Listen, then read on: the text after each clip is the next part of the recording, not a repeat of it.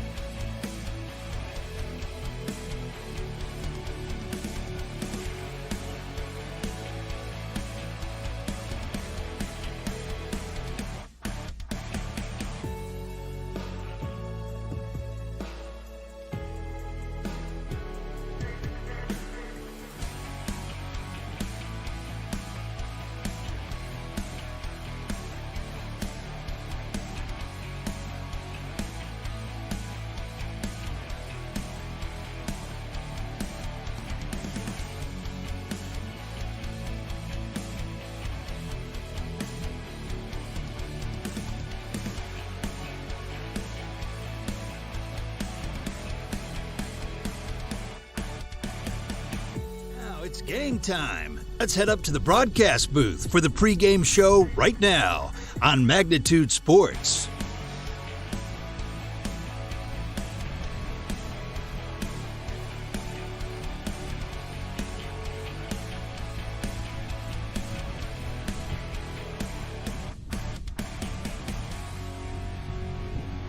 All right, hi, hello, and welcome to windy Grand Forks, North Dakota, out here at Kraft Field. That's the site for tonight's doubleheader between the Grand Forks Royals and the West Fargo Patriots. Eric Tiongson here with Magnitude Sports, and we'd like to thank you for tuning in today from wherever you may be, as it should promise to be another great evening of baseball. Mentioned the wind. Wind has been blowing through pretty much all of North Dakota over these past few days. 17-mile-per-hour winds right now, according to my phone, and that wind should be hovering around the high teens for the rest of the night. Also some weather that is above us, a storm that is brewing, but should be missing us, that up in the northernmost part of North Dakota.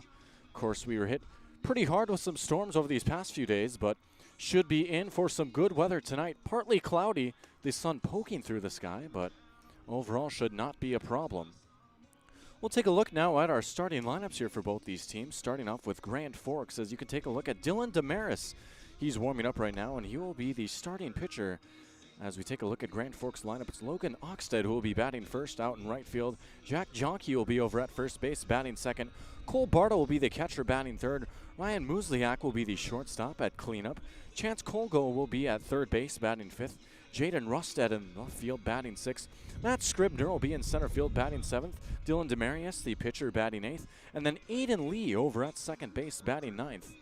And it looks like they're actually doing starting lineups over the PA right now, so we'll take it down to the field for the rest of introductions.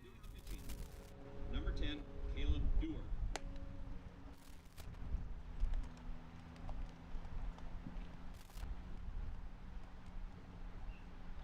Starting lineup for the Grand Forks Royals. Batting first. Number 1, Logan Oakstead. Batting second, playing first, Jack Janke. Batting third, doing the catching, Cole Barta. Playing shortstop, batting cleanup, number 6, Ryan Muslar. Chance Mulgrove. Batting 10th, and leading off the top of the first, number 5, Brennan Heyman. All right, so we're about ready to get started, as it's going to be Brennan Hammond leading things off. Top of the order due up here for West Fargo in the top of the first, Brennan Hammond, Trey Stalker, and Casey Clemenson. As the first pitch of the game is going to be taken high for ball one. So once again, it's Dylan Demarius on the mound. Cole Barta, the catcher. Jack Janke over at first. Aiden Lee at second. Ryan Musliar at short. Chance Colgo over at third base. And then the outfield from right to left, Logan Oakstead, Matt Scribner, and Jaden Rusted. That's how the Royals shape up across the diamond. Counts now 2-0 to Hammond. Marius' pitch on the way, a fastball taken in the zone for strike one. Hard to believe, but it's already getting down to the nitty-gritty of conference play for the season. The final week of the regular season out in the conference, as Hammond takes for ball three. Next week already, it'll be tournament time, state tournament, as these teams are gearing up for the postseason. 3-1 on the way to Hammond. And Hammond gets a hold of that one, carrying out towards left field, over towards the wall, and it bounces off the warning track for an extra base hit. Hammond over to second, standing up with the leadoff double. First hit of the game, and it's a two-bagger for Brennan Hammond. Number 3, Trey Stocker. And that's going to bring up Trey Stocker. Stocker has a runner over at second with 0 outs. Stocker was a very big contributor to the West Fargo Patriots in their run through the Gopher Classic. It was a 9-0 campaign for the Patriots, capped off with a victory in the championship game. First pitch, Stocker showing bunt and pulling back, but the pitch finding the zone for strike one. The Gopher Classic, of course, the largest Legion tournament in the entire country, at least as far as team population goes. 96 teams competing, and it was a team from West Fargo, North Dakota, bringing home the crown. 0-1 as that one is chopped on the ground, down the line, and a fair ball. Hammond is going to be waved on home, and he'll touch home for the first run of the game as Stocker drives him home. Back-to-back doubles for the Patriots. That one taking a bounce, a weird bounce in the infield, and just staying on the right side of the chalk for the first run of the game. And it'll bring up the number 3 hitter, Casey Clemenson. 2 up and 2 on for West Fargo, turning him into 1 run. Clemenson will be over at first base today for the Patriots. Settles in, facing off against Demarius, who has 7 pitches on the game, 3 balls and 4 strikes for him. First pitch of the at-bat, bunt being shown again, and it took a deflection off of Clemenson. Looks like he might have squared that one up cleanly, but getting a piece of the batter, and he'll have to go back into the box. Gotta say, it feels good to be back out at the Diamond. It's been a little over a week. The last game I actually did for baseball on Magnitude was at the Gopher Classic, and that was a post-400 game when they took on Mankato National. That won a 4-0 Mankato victory. And that pitcher, Luis Mockers, was essentially Minnesota Randy Johnson, standing at 6'6" and perhaps the fastest fastball I've ever seen doing any of these games. And my goodness, 6 strong innings from him. Been over a week since I've been out at the Diamond. As the 2-0 is going to be hit on the ground over towards Musliar over at short. Firing over to first for the first out of the inning. Clemenson grounds out, and it's 1 down. And the runner Stocker will hold up over at second as it brings up Griffin Stahl, the DH. And it's also hard to believe that I've only got a handful of games left here with Magnitude. This doubleheader, and then Friday, it's only fitting it'll be a single 9-inning game, West Fargo versus Post 400. And that'll be my swan song for the summer. Me and Mike will be on the call for that one, and that one should be a fun one. First pitch is up high to Stahl for ball 1. I gotta say, did a few West Fargo games last year, but it's been really nice to follow them around a bit more this summer, and I've been treated to some fantastic games while covering West Fargo. Demarius, the pitcher, will step off the mound and check out Stocker on second. Count is 1-0 to Stahl. Stahl batting cleanup today. 1-0 pitch, big chop for strike 1. Sun starting to poke out just a tiny bit more. It's been in and out throughout the day. Shining down on this nice turf infield. 1-1 inside and taken for a ball. Taking off for third is Stocker as he slides in safely. So the count now 2-1 to Stahl. And the second run of the game just 90 feet away. Of course, the all-turf infield with a grass outfield, very reminiscent of another field that I'm familiar with, that being Starion Bank Field back over in Fargo, North Dakota. Home of Post 400 as Stahl takes for strike 2. Now 2-2 to the DH. Grand Forks looking for the second out of the inning. 2-2 pitch taken inside and low for ball 3. First full count of the game now at 3-2 to Griffin Stahl. And a payoff pitch upcoming.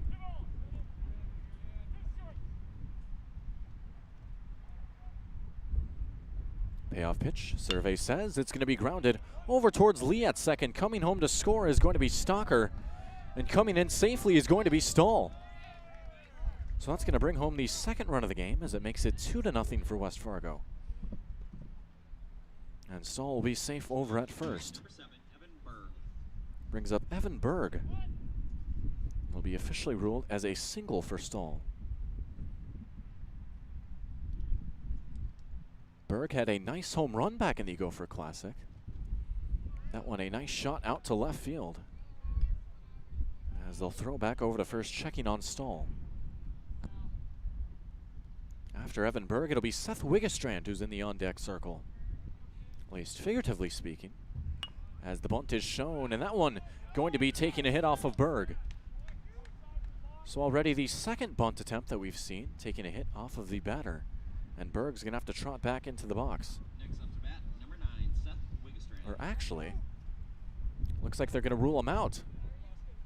So I guess since the ball hit him while it was in play, that would be ruled as an out. And I think that's a rule that I know that there's something that has to do with the batter in the baseline getting hit by a ball and being ruled as an out.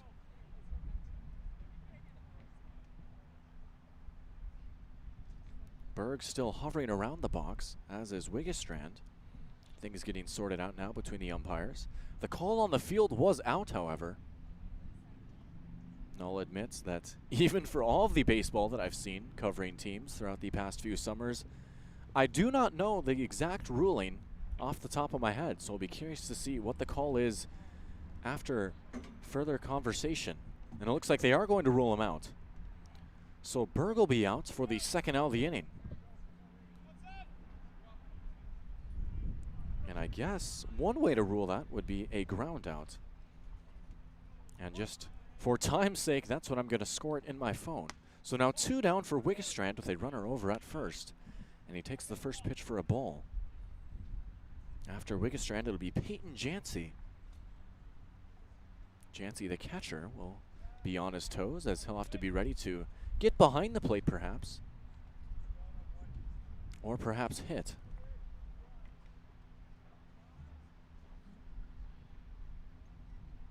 1-0 from Demarius as that one is grounded over towards Lee. Lee will flip it on over to second base as they get the force for the third out of the inning. So that's going to do it here for the top half of the first as 2 come across on 3 hits for West Fargo. 2-0 your score. The Patriots up on top over the Royals, and we'll be back with more baseball. Bottom of the first between the Patriots and the Royals right after this here on Magnitude Sports.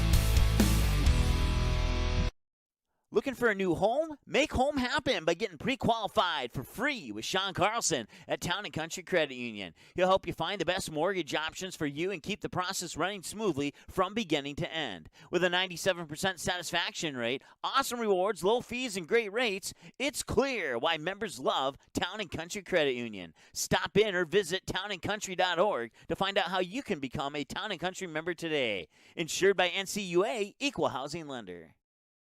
Sweet Shots is Fargo's premier golf entertainment destination. Sweet Shots will host your birthday, bachelorette party, corporate events, date nights, or a night out with friends and family. Need help with your golf game? Visit with one of Sweet Shots' PGA teaching pros. Hungry? They have a full food and beverage menu too.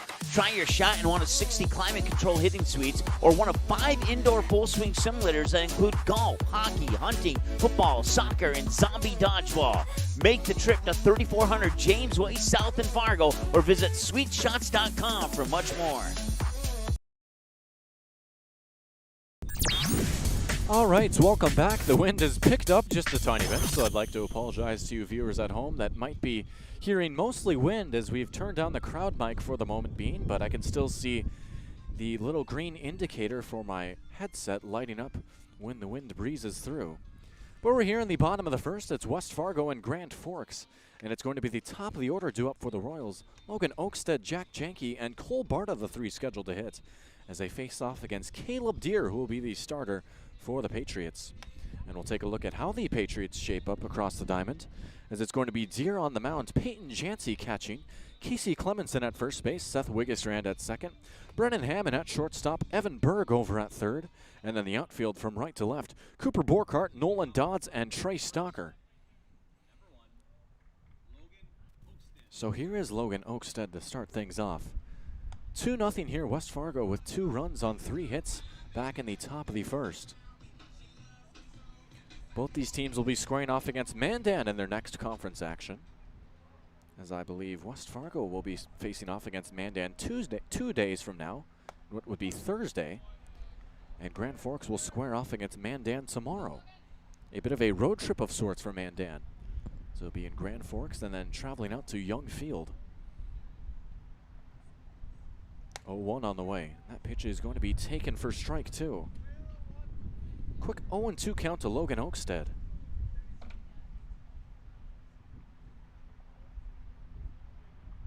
Deer will work from the windup.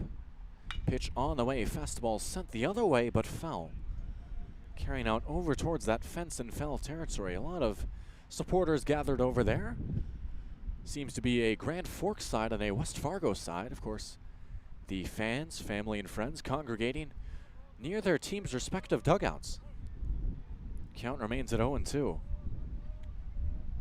Deer's pitch on the way, and that one fouled straight back.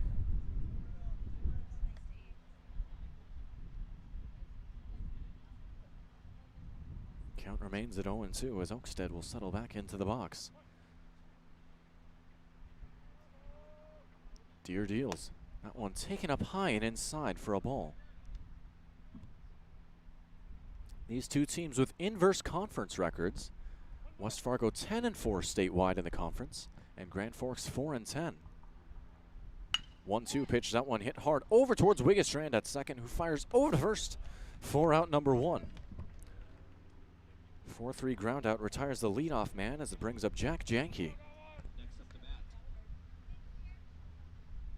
number 9, Jack Janke. Janke has the bases empty with one away. 13 minutes into this one, your local time 5:13. Get it started right at 5 o'clock as the first pitch is a fastball fouled back. 5 o'clock, and then 30 minutes after the conclusion of this first game will be the times for your two games tonight. And as always, we'll just keep it right here. We'll take a quick step back and be right back when it's time for game two. 0-1, and that is a ball taken outside. Count even at 1.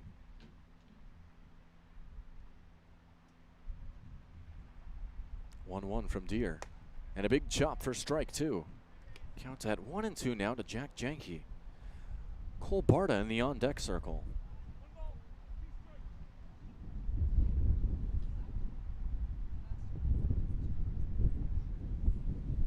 One-two pitch from Deer. Inside and taken for ball two.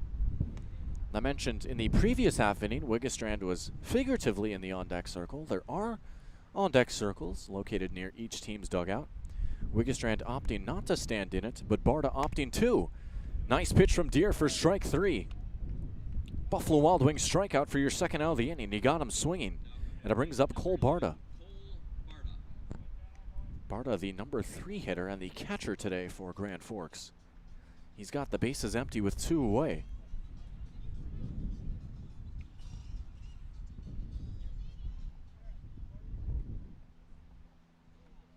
First pitch to Barta, and he takes the fastball for a strike.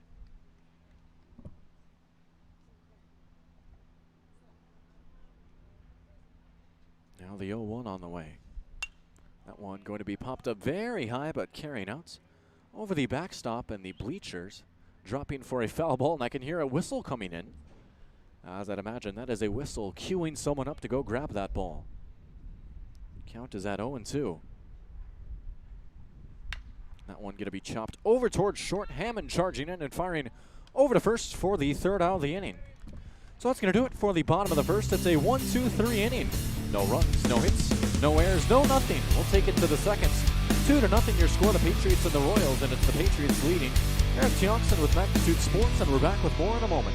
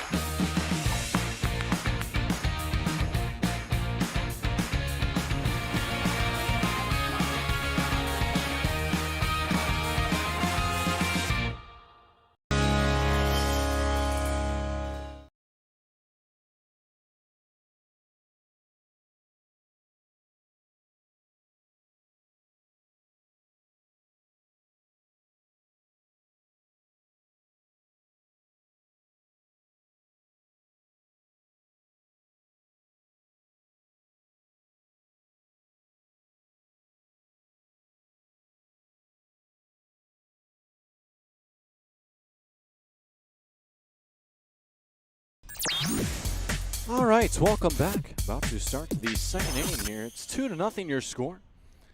As we will start off with Peyton Jancy, Cooper Borkhardt, and Nolan Dodds, the 7, 8, and 9 due up here in the second as the first pitch comes into Jancy for a ball.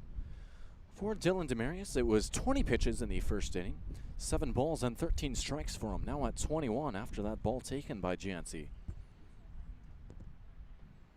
1-0 on the way, and Jancy sends it foul.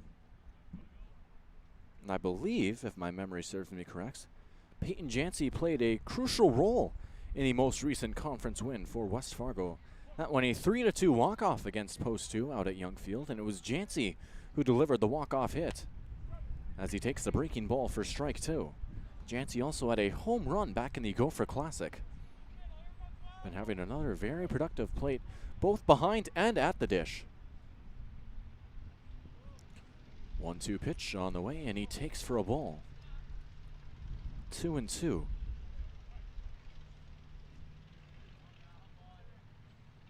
Now Barta will be examined by the umpire.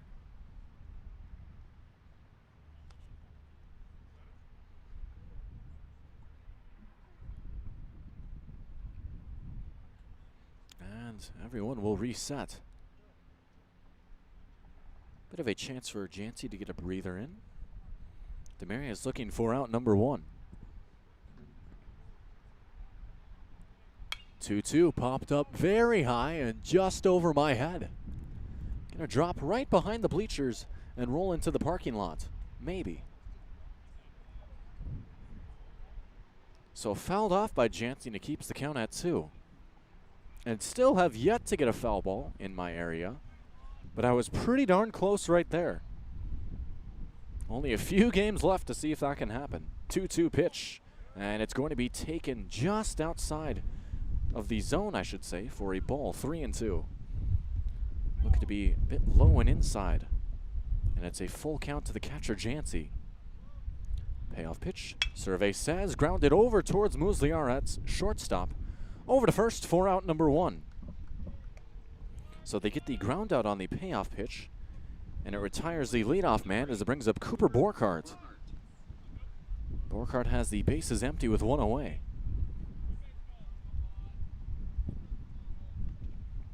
It was 3 hits and 1 left on base for West Fargo back in the top of the first, resulting in the 2 runs.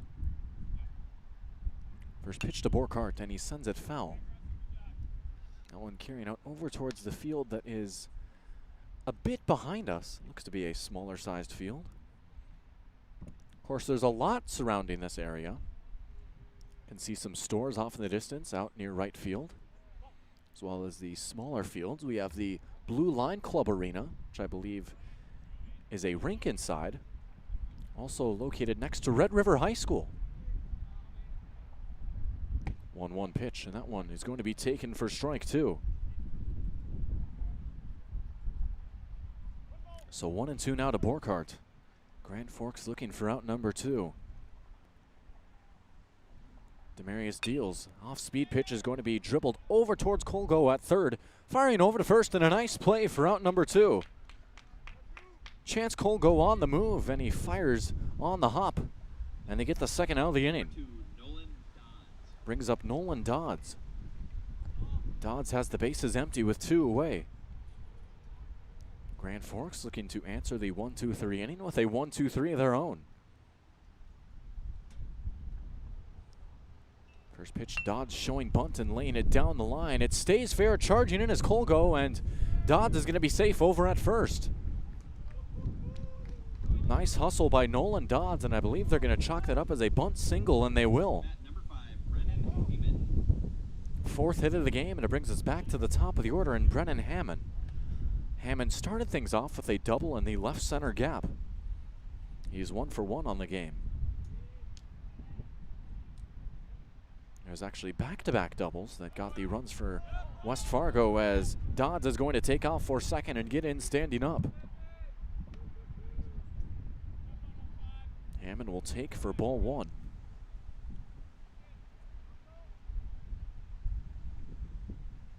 Another open-air press box out here for those that followed West Fargo when they were out at the University of Northwestern.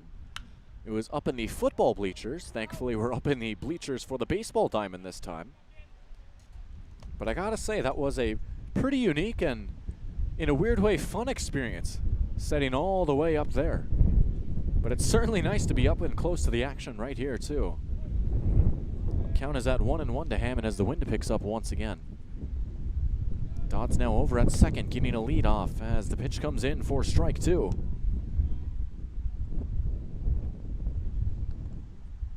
Grand Forks just one pitch away from ending the top of the second. Demarius checking the runner, working from the stretch. That one a line shot up the middle for a base hit.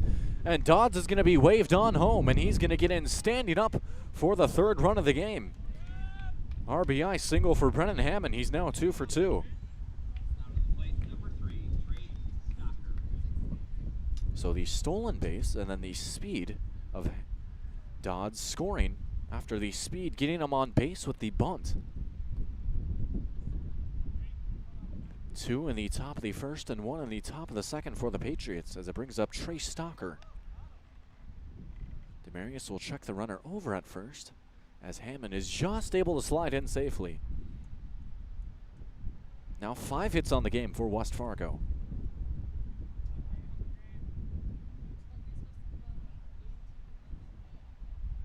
First pitch to Stalker, hit hard and through the hole for a hit. Hammond is going to hold up over at second. Stalker with a ground ball single. He's now 2 for 2. Brings up Casey Clemenson. Clemenson is 0 for 1, grounding out over towards short his first time up. He's got Hammond at second and Stalker over at first. 2 down and 2 on for him. These Patriot bats off to a hot start. Already 6 hits here through the first 2 innings of play. And the first pitch is going to be taken for strike 1 to Clemenson.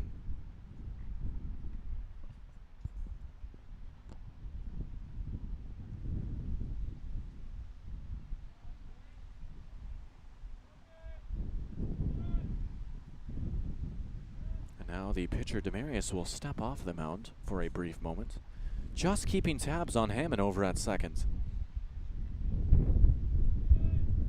0-1. That one sent out towards the gap and right center and dropping for a hit.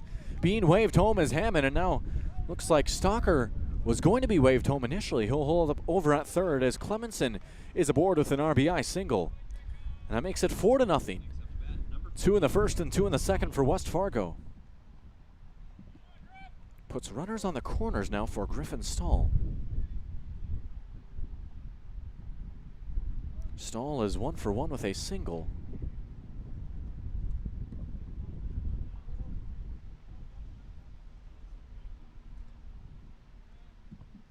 First pitch and Stahl pops it up very high.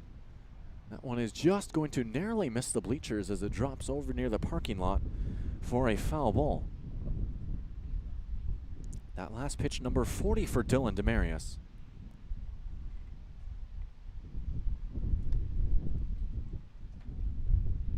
Stahl will settle back in. 25 minutes into the ball game. 0-1 as the runner goes. It's a big chop for strike 2. The throw on over to second, and now caught in between first and second is going to be Clemenson.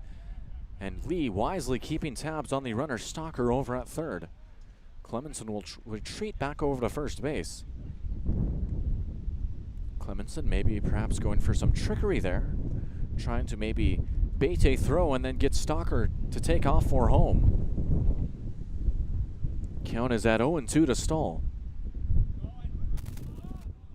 Now once again, Clemenson heading over towards second, caught in between first and second, and now taking off for home is going to be Stalker. Play at the plate, and they got him. And that's going to end the inning. Stalker thrown out at home, and that's going to do it for the top half of the second inning, as 1 is going to be left on and 2 coming across for West Fargo as they lead 4-0. 4-0, the Patriots up on top over the Royals, and we'll be back with the bottom of the second inning right after a few words from your sponsors here on Magnitude Sports.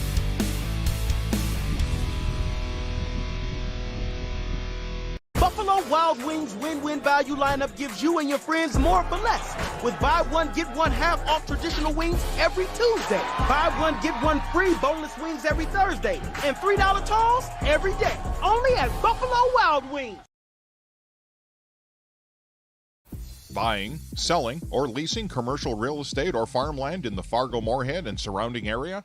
From office to retail, industrial to multifamily, commercial land to farmland. As the #1 commercial, sales, and leasing brokerage in the FM region, Goldmark Commercial has the experience and skills to handle all of your commercial real estate and farmland needs with the highest levels of customer service and marketing around. Trust the experts at Goldmark Commercial Real Estate to lead your team to success.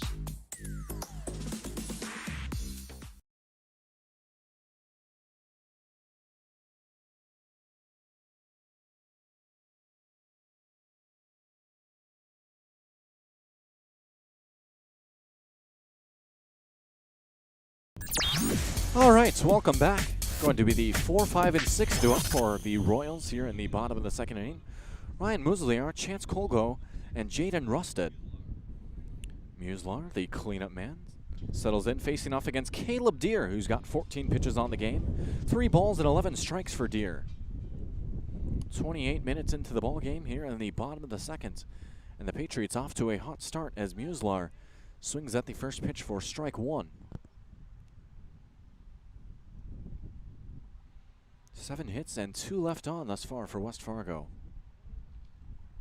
0-1, check swing, and it looks like it's going to be taken just high for ball 1. Count now even. 1-1 from Deere. That one is going to be popped up very high, carrying out towards the shallow part of the outfield as Wiggistran, the second baseman, will make the catch out in the grass for out number 1. 1 down for Chance Colgo.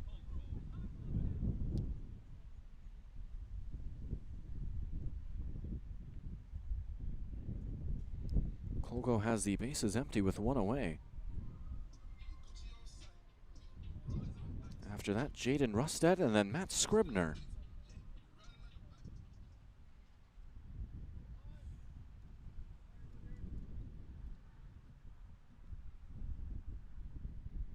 First pitch on the way from Deere, and it's a fastball chopped on for strike 1.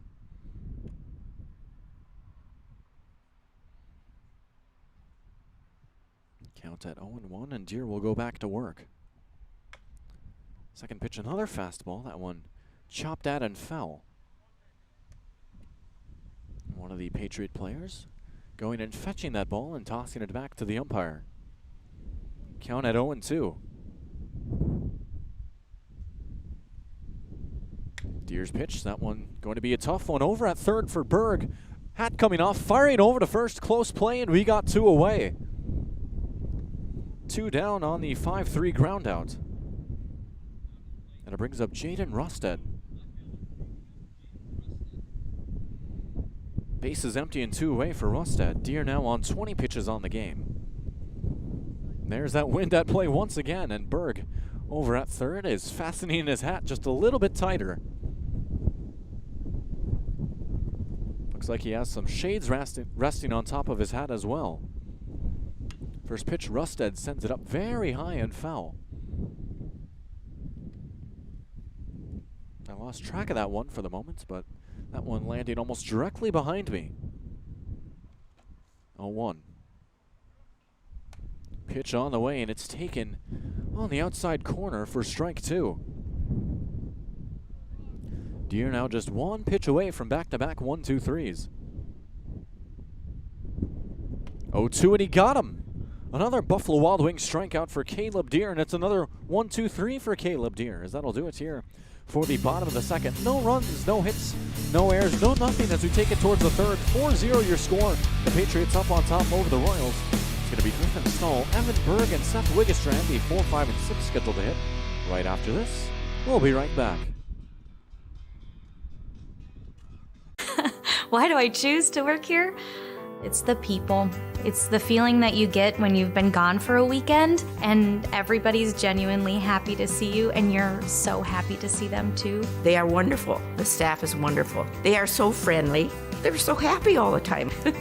It's a family It's just that overall culture that we have. It's a great culture, and I'm very lucky to be a part of it. Your full life happens here at Touchmark. Signorama of Fargo is the trusted, preferred signage vendor of NDSU athletics. The global leader in the sign and graphic industry, Signorama is the way to grow your business. Competitive prices, free consultations and estimates, signage solutions that fit your budget.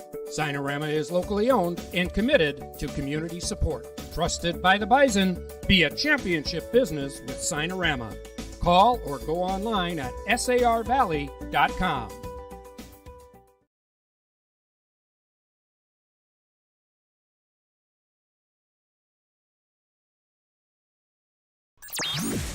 All right, we're back. About to start the top half of the third inning, as it's going to be Griffin Stahl, the cleanup man, leading things off. Stahl is 1 for 1 with a single, and he was actually in the box previously in the last time that the Patriots were up to hit. Of course, remember, the runner got thrown out at home to end the inning, as Stahl will take for ball 1. And if you've been following the Patriots throughout their season, runners getting thrown out at home is not a foreign concept. Of course, normally it was the Patriots that have had the runners thrown out at home, as Stahl will ground it out over towards first, and a nice play. Demarius, the pitcher, covering the bag for out number 1.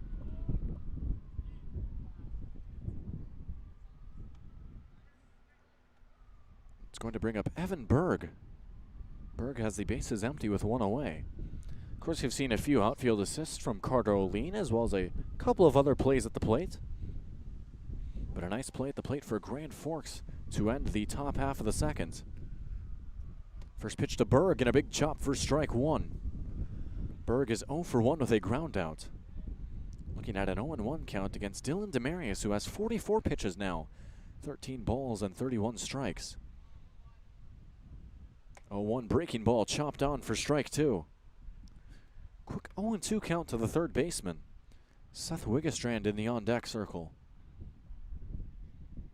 It was Berg's ground out. It was actually the bunt that hit him last time up, as he'll flare that one out over towards left field. Charging in is Rustad on the move, laying out. Did he make the catch? He did. What a play for out number 2. Jaden Rustad laying out in left field. And it brings up Seth Wiggestrand. 2 up and 2 down here for Grand Forks in the top of the third. It was back-to-back 2-run innings for West Fargo to start off the game, but Grand Forks, looking to turn that on its head. First pitch to Wiggestrand, who's 0 for 1 with a ground out. And he takes for strike 1.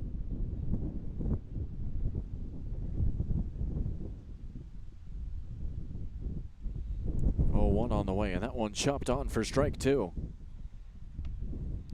Grand Forks now just 1 pitch away from a 1-2-3 inning of their own.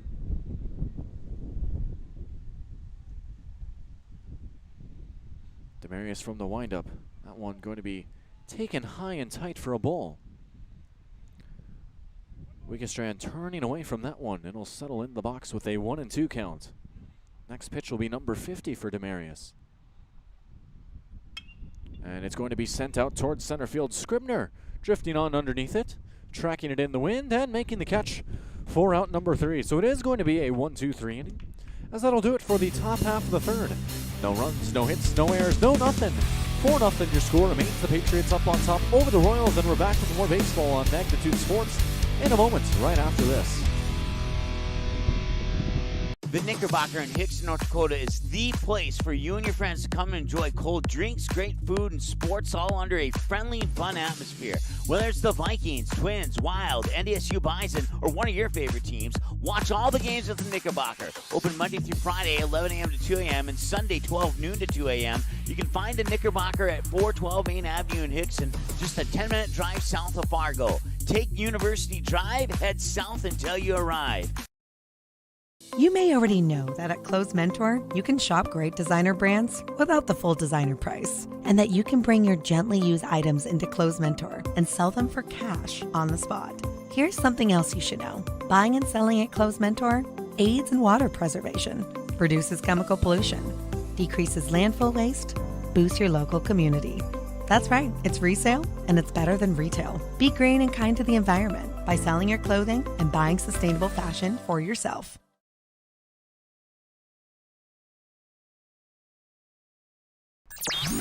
All right, welcome back. About to start the bottom half of the third. The Patriots and the Royals out at Kraft Field out in Grand Forks.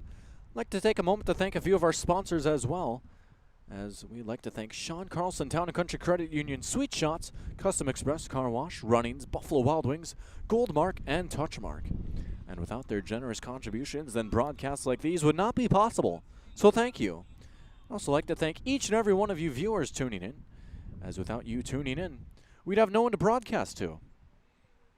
I certainly cannot overstate the appreciation that I have for the support and positive feedback that I've gotten throughout the year from each and every one of you viewers, as the first pitch from Scribner is going to be skied very high out towards the infield, and it's going to be caught by Evan Berg over at third for out number 1. 1 pitch, 1 out, peak efficiency for Caleb Deere.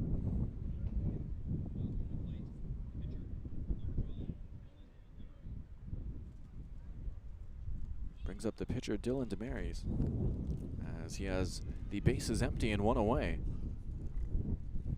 First pitch from Deere is a fastball taken away for ball 1.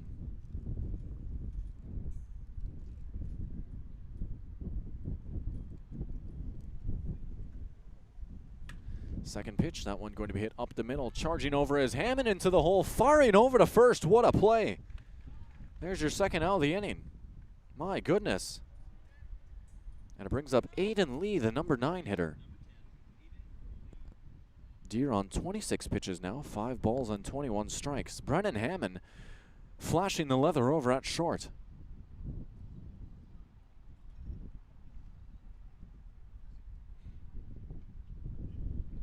First pitch on the way to Lee, as that one looks like it got him. Ooh. Check swing, so we'll see the ruling for sure, but I do know that if it is ruled a swing, then it should be counted as a strike. But ooh, that one looks like it hurt. Now the umpires are going to go and converse down the first baseline, maybe seeing if he went or not. Of course, also maybe giving Lee a chance to cool down after taking one like that. One of the unwritten rules of baseball, usually applied when the catcher or the umpire gets dinged, but certainly would have to apply it to the batter too, and it looks like he's going to have a word with the trainer. Deere and Jancy were having fun over at the plate. They had the bat standing straight up over at home plate, only for the moment. Maybe the wind knocking it down. Umpires conversing, player conversing with his trainer, and we'll thank the rest of our sponsors while we have the moments. Signorama, The Knickerbocker, Close Mentor, Starion Bank, Mike and Ike's Gotta Go Drive, Doolittle's Woodfire. Those sponsors have been far too kind to us and have made broadcasts such as these possible. I do know for sure that looking ahead in the week, we will have a 9-inning game between West Fargo and Post 400, that one coming on Friday over at Young Field, and I believe there will be a few more baseball broadcasts in between there as well. I do know that our coverage of the NPSL and WPSL has concluded. The final Dakota Fusion game coming last Friday night. It was a fun one for the Fusion, taking home the win and ending their season on a 5-game winning streak. We also concluded our coverage of the WPSL the week prior. Always a good time out at Jim Goda Stadium. But it's going to be another busy end of the summer for Magnitude, as it'll be West Fargo, Post 400, and Kindred. And we'll all be having big late season games, and of course the tournament's coming up just this next week. Now it looks like the umpire is going to be having a word with one of the West Fargo coaches, as things are still being explained here.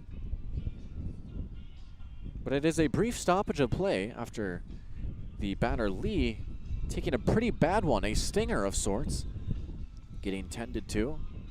And we can only hope that he's okay. But that will take a very quick break, and hopefully we'll be back shortly with more baseball on Magnitude. We'll be right back. Life is busy, and we all get distracted from time to time. But at Starion, They work hard to keep what's important to me in focus.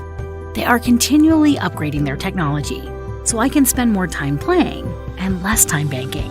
And although I can do almost all of my banking away from the branch, visiting my banker in person puts a smile on my face and reminds me they're always there for me, ready to help.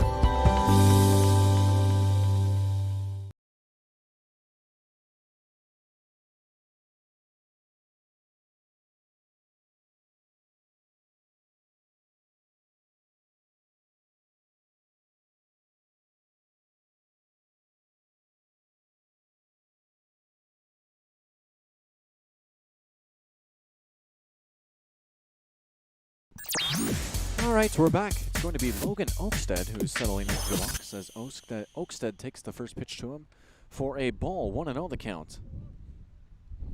So Lee will presumably be tended to over in the dugout as Oakstead, the leadoff man, the man who is due up next, will hit in his spot.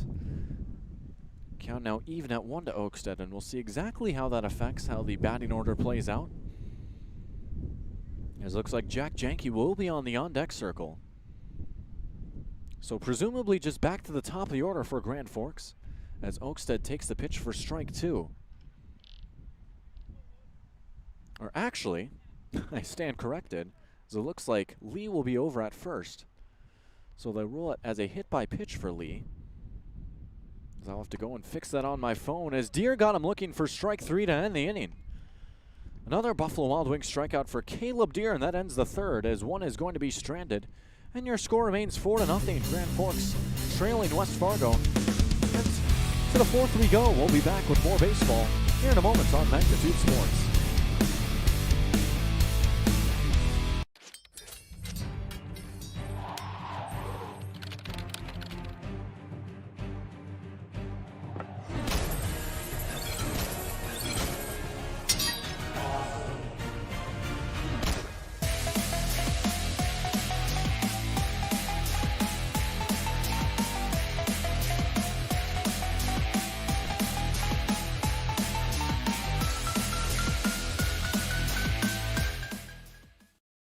Do you have a teen ready for driving lessons? Don't know what they need to do or when things need to be done? If busyness keeps you from driving with them, then Gotta Go Driving School is the place to call. Jeff Weber at Gotta Go Driving School has been teaching driving lessons to all age groups since 1991. Call Jeff at Gotta Go Driving, 238-0236. Jeff will tell you to start planning ahead now. Don't wait. Got a new driver? Then it's Gotta Go Driving School. Talk to Jeff or go online at gottagodrivingschool.com.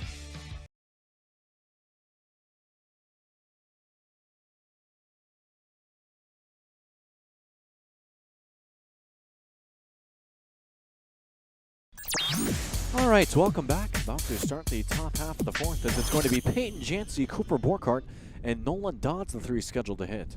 The 7, 8, and 9 bottom of the order here for West Fargo. Dylan Damaris on 50 pitches on the game, 14 balls and 36 strikes for him. Jancy is 0 for 1 with a ground out as he takes the first pitch for strike 1 from Damaris. 45 minutes, 3/4 of an hour into this one here at 5:45 your local time. 0-1, that one going to be taken low and inside for a ball.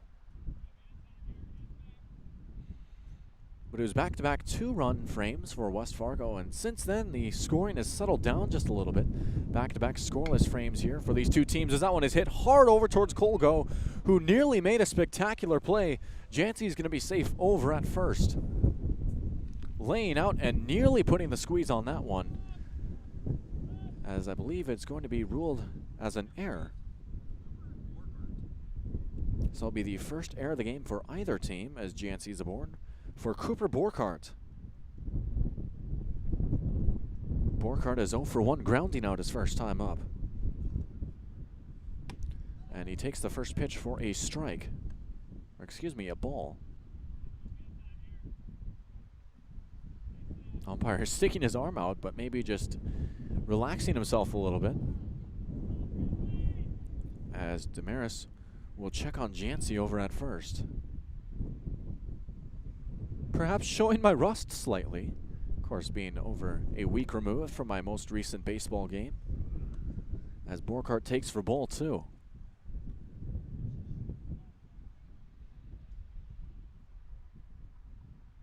Damaris working from the stretch, and he'll fire back over to first again as Jancy slides in.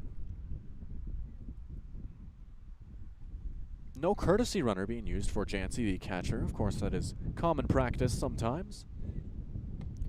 As the 2-0 is going to be swung on for strike one. But with 0 outs here, maybe an optimistic view for West Fargo, hoping that they can just bring him home. But we shall see for sure. The count is at 2-1 to Borkart, and now 2-2.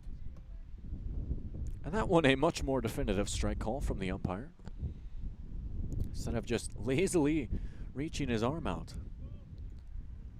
2-2 on the way, and that one is going to be taken for ball 3. Full count now to Borkart. Nolan Dodds on deck.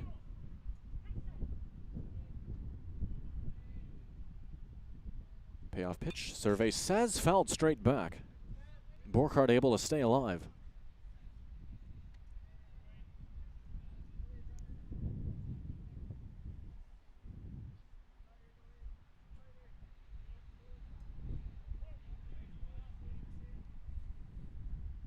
Here's another 3-2. Runner goes as the pitch is going to be taken. Firing over to second is going to be Barta. Sliding in, and safe is going to be Jancy as Borkart goes down on a Buffalo Wild Wings strikeout. So they'll trade the out for the base. Jancy advancing on the strikeout. Nolan Dodds up next. Dodds is 1 for 1 with a single. Runner in scoring position for him. First pitch, and Dodds will take for strike one. That last out, the first strikeout of the game for Dylan Damaris.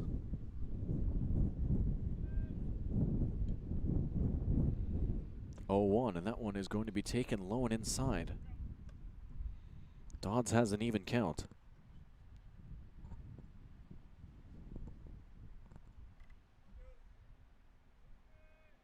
1-1 to the number 9 hitter. Sharp liner up the middle and getting through for a hit. Jancy is going to be held up over at third as Dodds is aboard with his second single of the game. He's now 2 for 2. Back to the top of the order in Brennan Hammond. Hammond is 2 for 2 with a double and then a single. Jancy over at third, Dodds over at first for him. Hammond with the 2 hits, also an RBI and 2 runs scored, counting for 3 of the 4 Patriot runs. Taking the first pitch for a strike.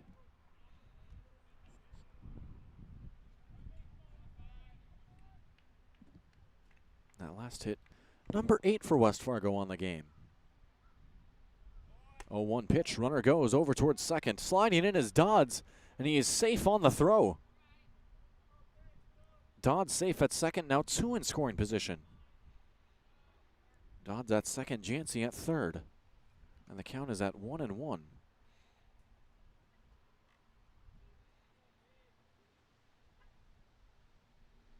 1-1, and Hammond takes high for ball 2. That one a breaking ball that just couldn't quite find its way back into the zone. Trey Stocker on deck. 2-1 pitch taken inside for ball 3. First base is open, so should Hammond walk, that would load the bases for Stocker. West Fargo with 4 and threatening for more here in the top of the 4th. 3-1 pitch sent the other way and carrying foul. That one over the fence that separates foul territory from the spectator section. And it fills up the count at 3-2.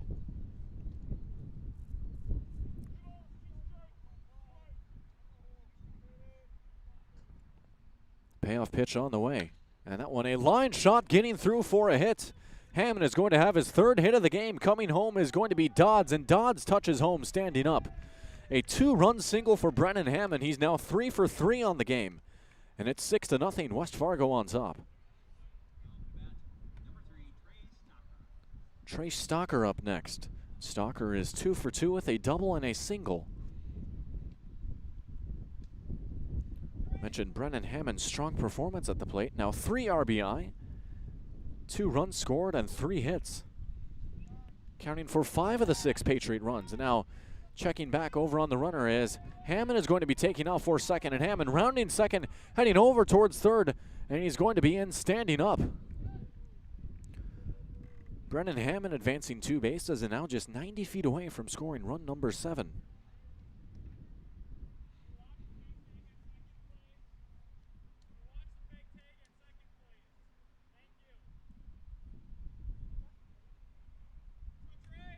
Stalker back into the box. 9 hits on the game for West Fargo as the pitch comes in, and Stalker will take for strike 1.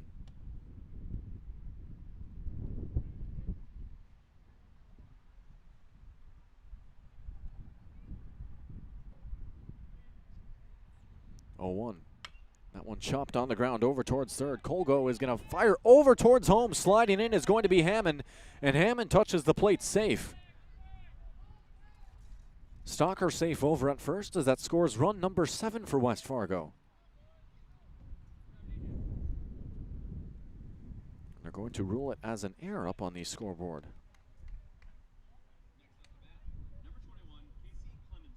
Brings up Casey Clemenson. Clemenson has Stalker over at first after the error.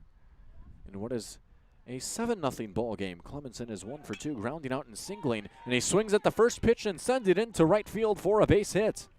Over to third goes Stalker. Clemenson will stay put over at first with his 2nd single of the game. That one now hit number 10 for West Fargo.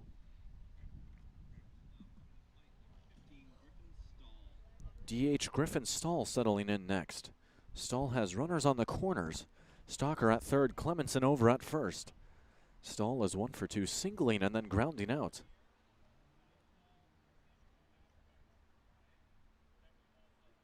First pitch, and Stahl will take for strike 1.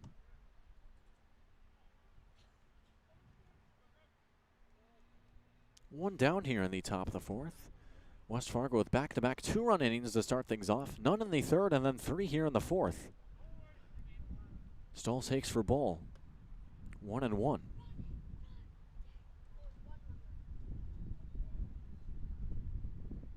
Next pitch will be number 75 for Damaris. 1-1 taken outside for ball 2. There's a few gray clouds popping up. That might be the storm I was mentioning earlier, but according to the radar, at least what I saw earlier, should be just north of us. Stahl takes for ball 3.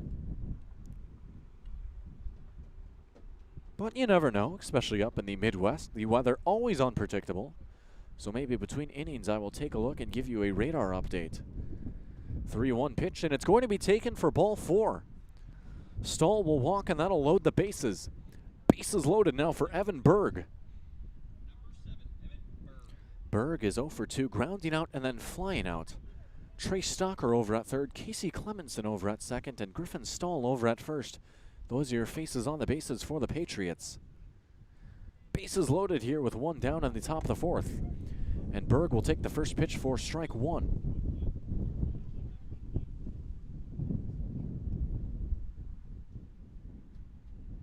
Nearly an hour into this ball game, 55 minutes gone. 0-1, and Berg takes low for ball 1. After Evan Berg, it'll be Seth Wiggestrand.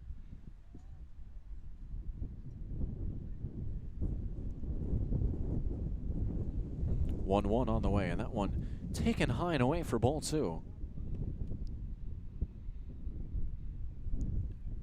The wind howling through, coupled with the disappearance of the sun behind the clouds, has caused the temperatures to drop just a tiny bit, at least according to my body. Berg takes for ball 3. Of course, it was in the mid to high 70s coming into this game. Much, much cooler than the past few days out in the state of North Dakota. Should be a cool evening and night for the rest of this doubleheader. 3-1, and that one is going to be taken for ball 4. So Berg will walk, Stalker will score, and that's run number 8. Bases remain loaded for Seth Wiggestrand. Barta and Damaris will meet up on the bump. conversing things. It is 1 down here in the top of the 4th with the bases juiced for Wiggestrand. Wiggestrand 0 for 2 grounding out and then flying out to center his last time up.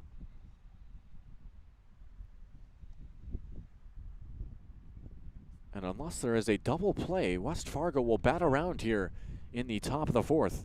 Peyton Jancy in the on-deck circle, and he was the one who started things off. First pitch, Wiggestrand swings for strike 1. What has been a 4-run inning. West Fargo doubling their run output here in the 4th. 0-1 pitch, and Wiggestrand takes for a ball.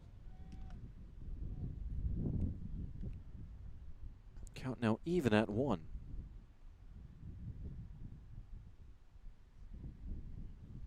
Damaris deals with the bases loaded, popped up very high out in foul territory and carrying out just behind us. That'll put the count at 1-2. That wind's continuing to howl. Perhaps the windiest it's been all day thus far. 1-2 breaking ball, and it's going to be taken just high for ball 2. Wiggestrand able to lay off, and it evens up the count.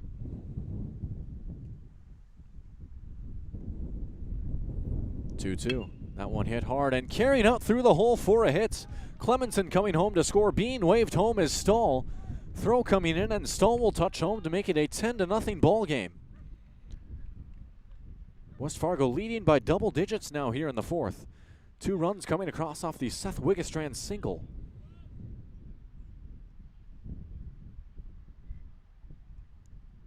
And they do bat around as it'll bring up Peyton Jancy. Jancy 0 for 2 grounding out and then reaching on an error his last time up. He's got runners at first and second. Jancy swinging at the first pitch, a grounder over towards short. Chance for 2 as they fire over to first, and that one getting by. And now coming home to score is going to be Berg.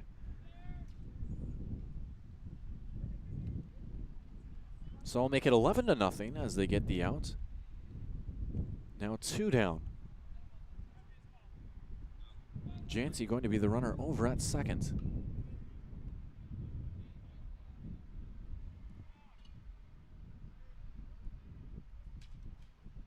Cooper Borkhardt up next. And he takes the first pitch high for ball 1.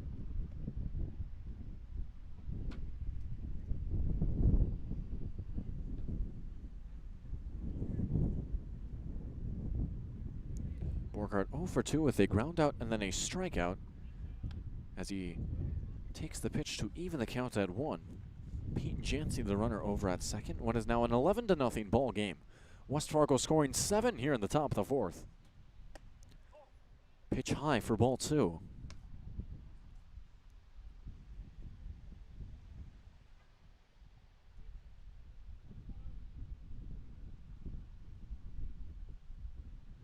Two 2-1 delivery. That one finding the zone to even the count back up at 2.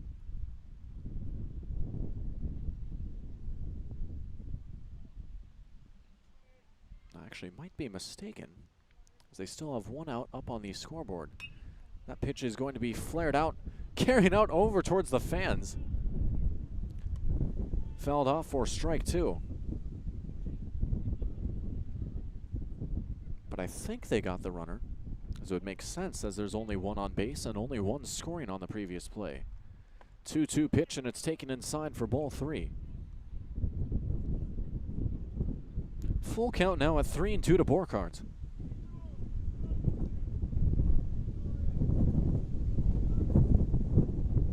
Hour into the game, payoff pitch on the way, and it's going to be taken for ball 4.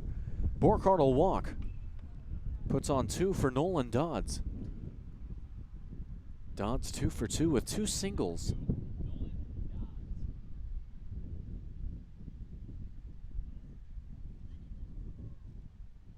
Dodds also scoring 2 runs.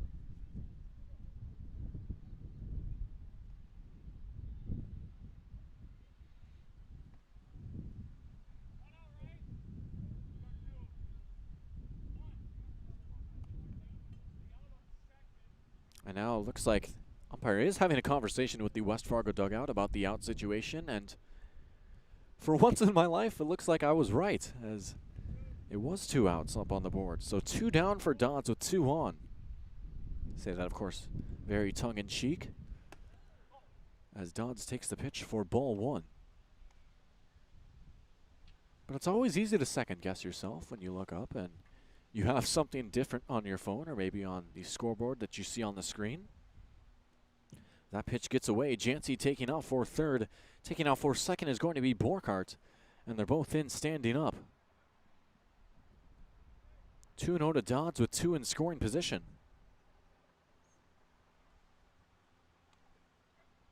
And the clouds continue to get darker as they roll on in. 2-0 pitch popped up, and just behind me, out towards the parking lot and very close to some people that were walking their dog. Go fetch. 2-1 the count.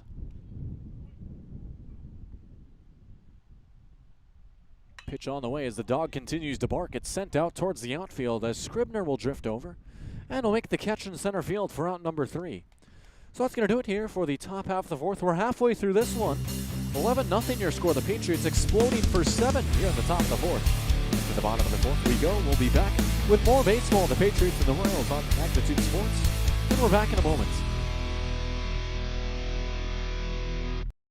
Doolittle's Wood-Fired Grill is an experience that ignites your senses, featuring wood-fired rotisserie cooking. Grilling meat over an open flame creates that savory wood-roasted flavor, while the rotisserie rotation results in juicy and succulent meats. Doolittle's even has an outdoor fire pit that creates a relaxing setting to wine and dine for any occasion. Visit DoolittlesRestaurants.com for a full menu or to make a reservation. Doolittle's Wood-Fired Grill, 2112 25th Street South in Fargo, or call ahead at 701-478-2200.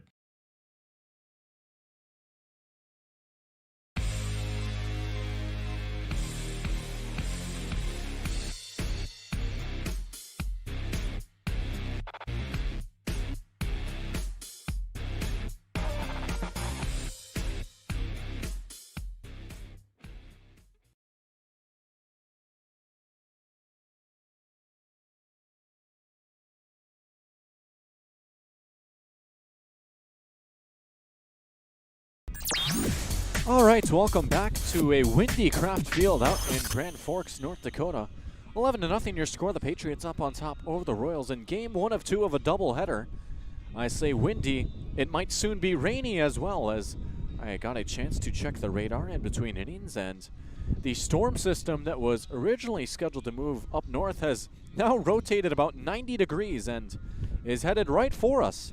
So it'll be a situation to monitor, as it looks like we have a smattering of dark green, some yellow, and heaven forbid, even some red that might be headed over towards us here in Grand Forks. So buckle up, ladies and gentlemen. We might have the elements to contend with as well, as we will start off the bottom of the 4th with Jack Janke.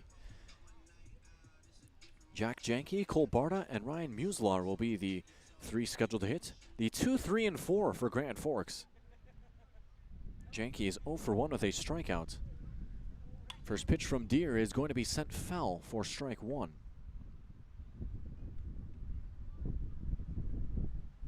And speaking of weather, over in Fargo, the Stars lead 2-0 over post 2 right now, but it is currently in a weather delay in the bottom of the 1st, as Janke will take for ball 1. So weather all across the state. We will be bracing ourselves for what is to come here. 1-1 on the way, and it's a big chop from Janke for strike 2. And right on cue, the wind picking up once again.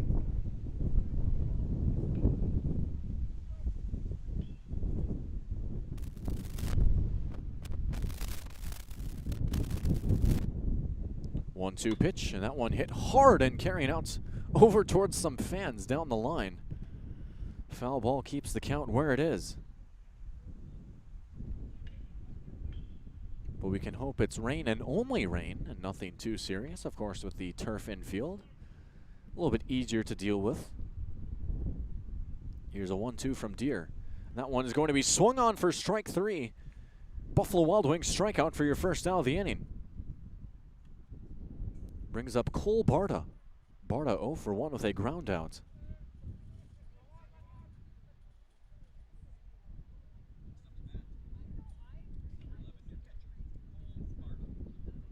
like to give a thank you to Mike for the update over in Fargo.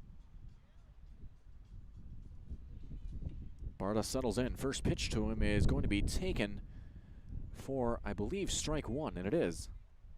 0-1 to Barta.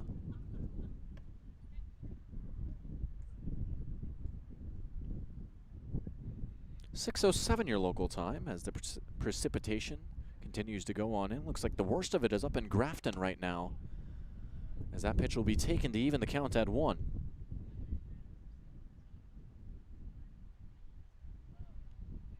.1-1 from Deer.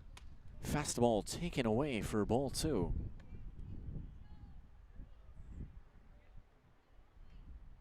Count at 2-1, the classic hitter's count. Pitch, ooh, that one got a piece of him. Barta taking a shot, and now it's 2-2. Now the third batter that we've seen get hit by one of their own hits. One of those resulting in an out.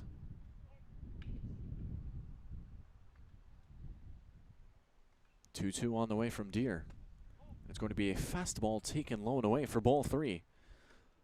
Fills up the count to Barta.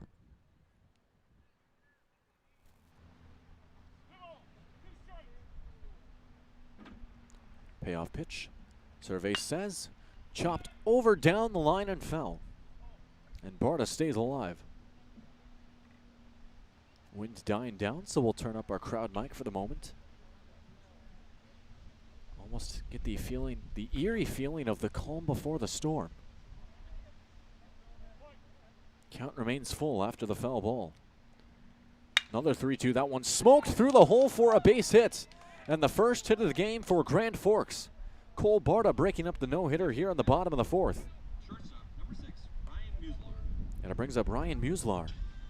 He has one on with one down after the single. Muslar's 0 for 1 with a flyout over towards Wiggestrand at second his first time up.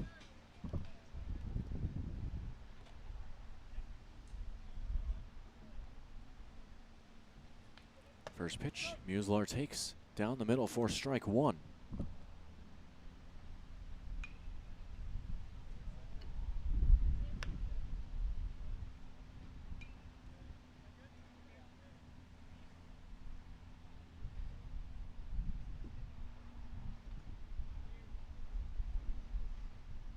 A 1 from Deer. Fastball taken low and away for ball 1. A lot of traffic over near the right field fence, a busy street located right by Kraft Field. Of course, I mentioned some of the shops earlier. Looks like a T-Mobile store, a Famous Dave's. As that one is going to be grounded over towards Hammond. Could be 2 as he steps on the bag, fires over the first, and what a play by Brennan Hammond. 2 outs for the price of 1, and that's going to do it for the 4th. My goodness. The no-hitter broken up. The Royals getting their first hit of the game. It remains 11-0 as we take it towards the 5th. Patriots up on top, and we'll be back. More baseball here from Grand Forks after this. Looking for a new home? Make home happen by getting pre-qualified for free with Sean Carlson at Town & Country Credit Union. He'll help you find the best mortgage options for you and keep the process running smoothly from beginning to end. With a 97% satisfaction rate, awesome rewards, low fees, and great rates, it's clear why members love Town & Country Credit Union. Stop in or visit townandcountry.org to find out how you can become a Town & Country member today. Insured by NCUA, Equal Housing Lender.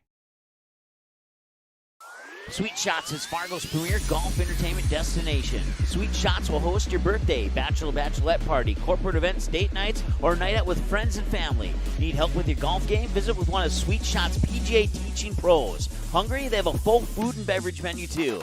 Try your shot in one of 60 climate control hitting suites or one of 5 indoor full swing simulators that include golf, hockey, hunting, football, soccer, and zombie dodgeball. Make the trip to 3400 James Way South in Fargo or visit sweetshots.com for much more.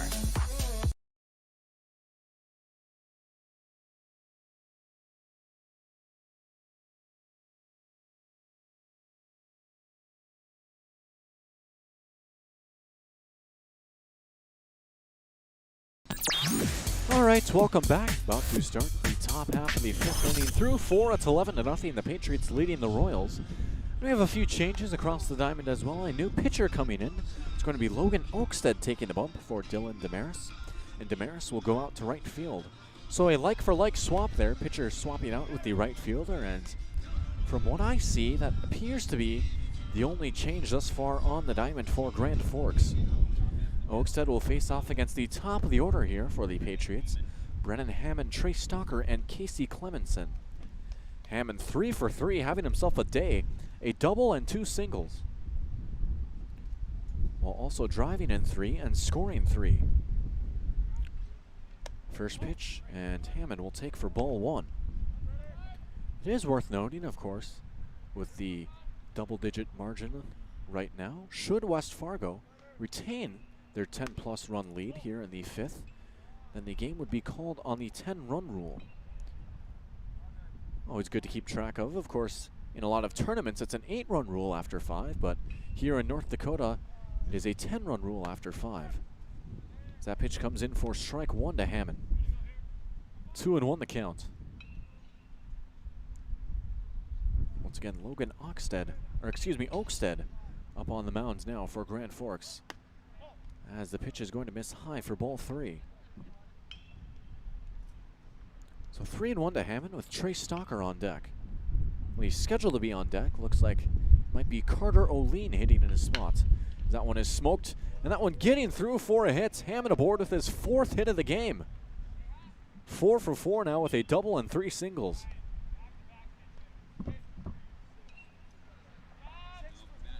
And it is going to be Carter O'Lean. O'Lean has 1 on and 0 outs here in the 5th. First at-bat of the night for O'Lean.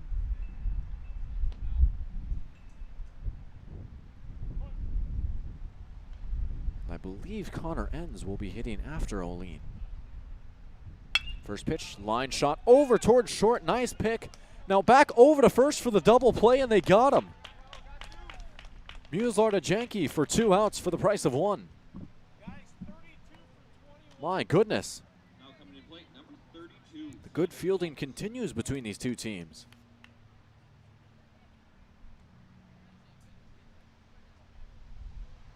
And it will indeed be Connor Enns hitting. Enns will settle in with the bases empty and 2 away. As he takes the first pitch for ball 1. So perhaps some changes coming across the diamond as well for the Patriots in the coming half inning. As the 0-1 is going to be sent out towards right field. Damaris on the move. As that one is going to be caught over the shoulder. Nice catch for out number 3, and that's going to do it for a very quick top half of the 5th, as there's 1 hit, none left on. Score remains 11-0, and we'll see if the Patriots can close it out here in 5 right after this on Magnitude Sports. We'll be right back.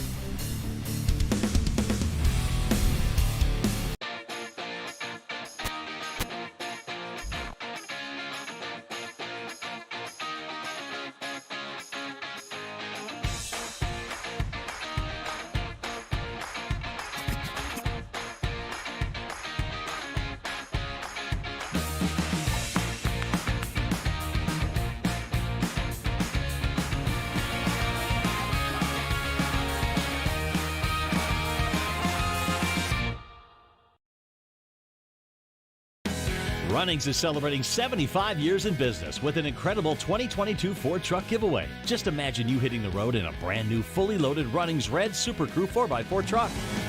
Don't imagine it. Make it happen by entering to win now through August 10th. To register, grab a prize card from your local Runnings store or visit runnings.com/2022 Ford Truck Giveaway. No purchase necessary. Must be 18 or older to enter. Enter to win today. And thank you for shopping at Runnings, your home, farm, and outdoor store.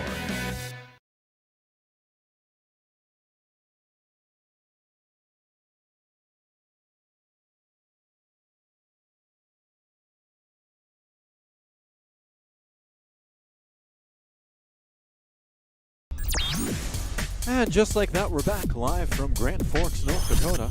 It's going to be Chance Colgo leading things off.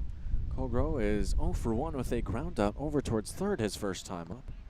And we do indeed have some changes for the Patriots. Connor Enns will be over at first base, and Carter O'Lean out in left field. First pitch, that one hit over towards short, and firing over to first. The throw on the way, jumping up and trying to get the tag down. Looks like Ends just couldn't quite get him, and it's a good hustle, putting one up and one on for Grand Forks. Jaden Rustad up next. Looks like they're going to score that as an error. Going to be the first error of the game for the Patriots. Rustad is 0 for 1, striking out his first time up. 1 on and 0 outs for him. For Caleb Deere, only 46 pitches thus far. 11 balls and 35 strikes for him. Remember, West Fargo just needs 3 outs without surrendering 2 runs to close it out here in the bottom of the 5th.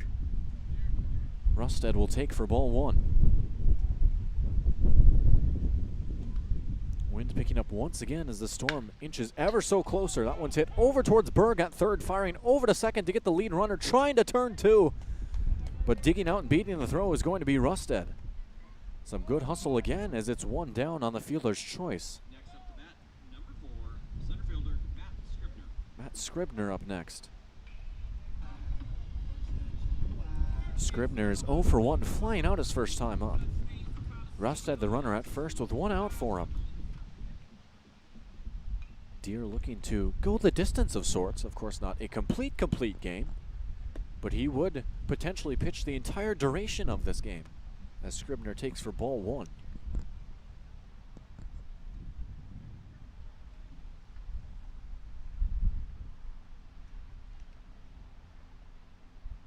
(1-0) on the way. That one grounded back over towards Deere. Could be 2 to end it. Firing over to first. Throw on the way. Ends with the stretch, and they got him. How about that? Another double play. And that is going to do it here for Game 1. Your final score, 11-0, West Fargo taking care of business in Game 1. Game 1 of 2 of a doubleheader. We'll have the second game coming up about 30 minutes after the conclusion of this one, so don't go anywhere, as we'll be right back when it's time to come back. Once again, final score 11-0, the Patriots topping the Royals. And we're back with Game 2 in a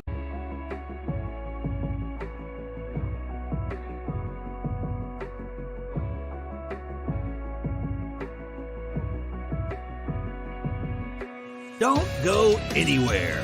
The next matchup is minutes away. Here on the Magnitude Sports Network. While you're waiting, subscribe to our YouTube channel and click the notification bell.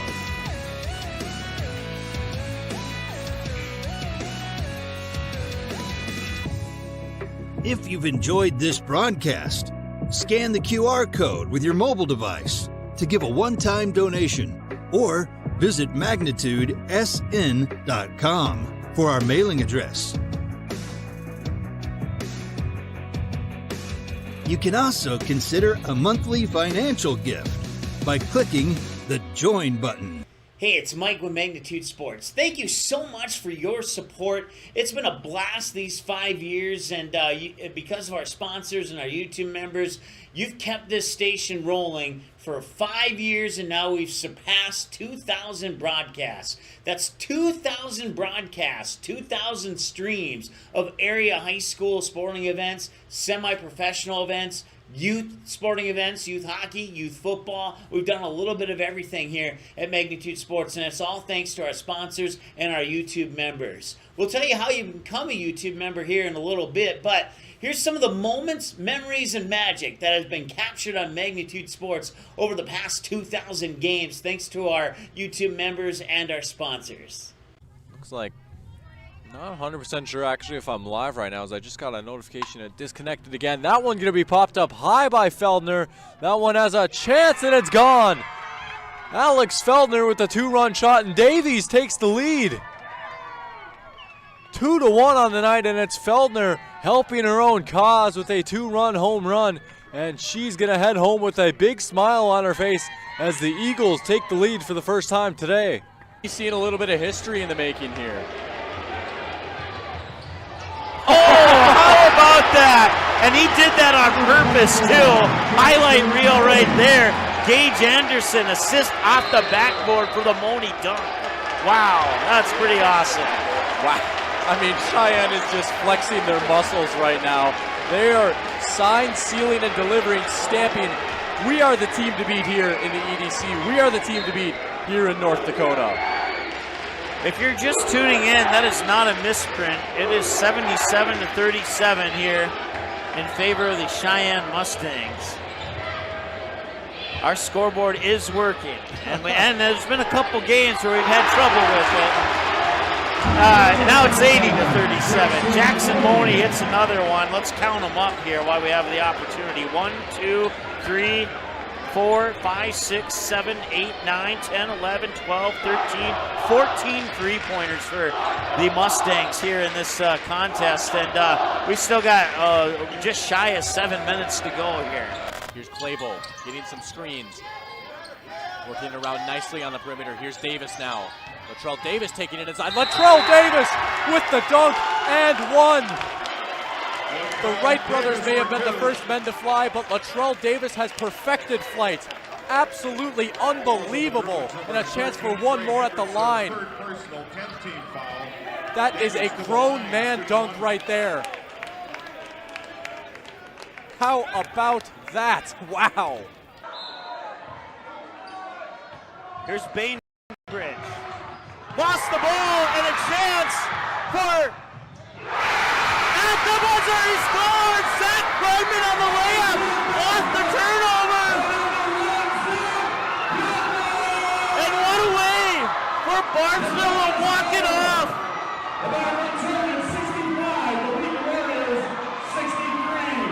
Zach Bregman, the hero of this game! There he is! Nice show of sportsmanship. It's like, hey, we got to go shake the hands with the other team here. At 41, Fergus Falls had the ball. They lost it out of bounds, and now an opportunity here for the Pelican Rapids Vikings. Guler has it. 3 seconds to go. Guler with the ball. 1 second at the buzzer. It's in! And the Pelican Rapids Vikings on a shot by Matty Guler go to the state tournament undefeated at 29-0. 13 seconds to go. It's last chance here. Anna German. German shot on goal, deflected, and 7 seconds to go. Tatum, and it's in, and we're tied! With 4 seconds to go, we are tied at 4-4. Game about a half a month ago. Now here come the Fusion the other way. Nice ball in towards Kamai. Kamai able to set it down. Kamai beating the keeper. Shot on the way, and Kamai scores. 1-0 for the Fusion, and it's Nozomu Kamai. Opening goal coming in the 11th minute of play. And it's 1-0 for the home team. Satter will collect the rebound. Back the other way quickly. Comes Satter and the Eagles. Satter will pick up his dribble. Hammond now near wing. Kicks it baseline for Cole Hage. Hage back out. Satter catch and shoot three. It rattles in. Satter will try again. And he nails it. Satter thought about the three. Now he steps back. Puts it up. In and one. He got it. Cole Hage outside Satter for three. Got it. Looks over at Satter. Now puts the ball on the floor. Gives it to Satter. Satter, step back. 5th three. Yes! 5 threes for Ty Satter. He has 15 points, all from behind the arc. Satter for another three. You betcha. He got it. Satter for three. Satter will try again. Top of the key. He got it. He's got 7 threes. Satter. Three, number 8. It's in. Ty Satter. He had 7 in the first half. That's his first of the second half. Hage. Satter. Free throw. Number 9. He got it. Ty Satter. Well, it looked like a free throw. At least he made it look like that. Satter for three, number 10, he got it! 10 threes, 30 points from behind the line. He has 32 on the night. 3 for Ty Satter. Well, let's just see how many he can get here. Ty Satter wants the ball. He's gonna maybe tee it up for 11 3. He got it! 11 3-pointers for Ty Satter. It's unbelievable. 35 points for Satter, and it's 75-37. Grayson Hammond, now Van Dam wants to drive in, kicks it out, Bitts, now Hammond in the corner. Hammond will drive baseline. Outside Satter. Step back three, number 12. He got it! For Satter! 7 in the first half and 5 so far here in the second half. Satter head to the bench. Ty Satter has set a new Davies Eagles single-game three-point record with 12 three-pointers. That's pretty awesome. I will admit, that is pretty awesome. Congratulations, Ty Satter. Count will go to a ball and no strikes on Cole Hage. Hage at first base with some pretty good pop in his bat for a number 2 guy in the lineup. And he'll turn things around and bat from the right side. Hoganson out of the line, delivers 1-0. Curveball blasted to left field and deep. Back after it, Carolyn at the wall, it's gone. Cole Hage with a solo home run on the second pitch he sees, and Post 2 will take a 1-0 lead. We had just mentioned that Hage has some pop in his bat for a number 2 guy, and he got a fastball up belt high and just unloaded upon it. He was looking for that pitch, he got it, and all left fielder Zach Carolyn could do was take a couple of steps, look up, and watch it fly over the wall. 1-0 lead for Fargo Post 2 after their second hitter of the game. Kick coming from midfield here. Du Bois, the junior defenseman, will put the right leg on it and send it up right over the head of the goal scorer Kramer. The Packers will try and clear it. Mustangs touch up on it. And a little bit of pushing and shoving there. No call. And now Bukestad will get around the defender. Bukestad with the left foot over the head of Pyle into the back of the net. And it's 2-0 Mustangs. First round EDC tournament game between the Mustangs and the Knights. Coming away with it here is Bukestad. Bukestad over! Pyle had her hands on it and it slipped through. And Bukestad scores her second goal of the game. We'll toss it in. Right inside the near corner here. Monger touches up on it, gets it to Bukestad with a shot, and it's into the goal! Bukestad sneaks it into the near post, and it's 4-0 Mustangs.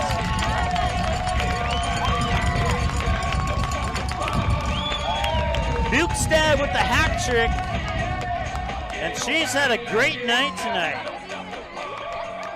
That's a Maya Bukestad hat trick. 20 minutes into the ball game now, and a 3-0 lead for Woodbury.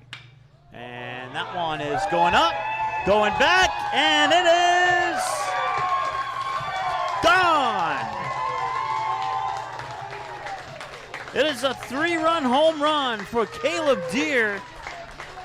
And this game is tied.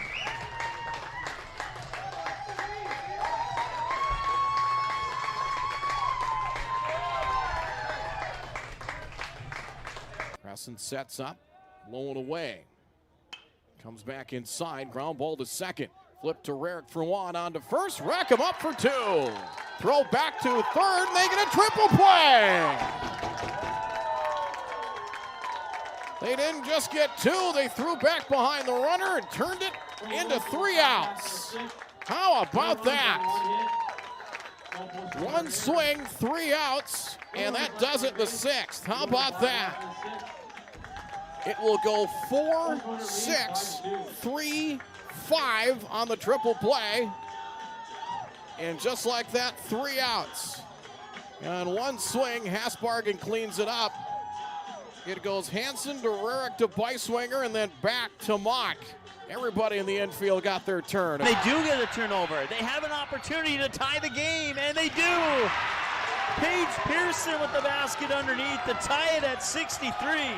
17 seconds to go. Outside, Katie Johnson for a 3. Yes, she got it with 5 seconds to go. Katie Johnson hits the 3. 66-63, back the other way. No, it's off the mark. Coleman sent it up, and it just rattled off the left side of the rim.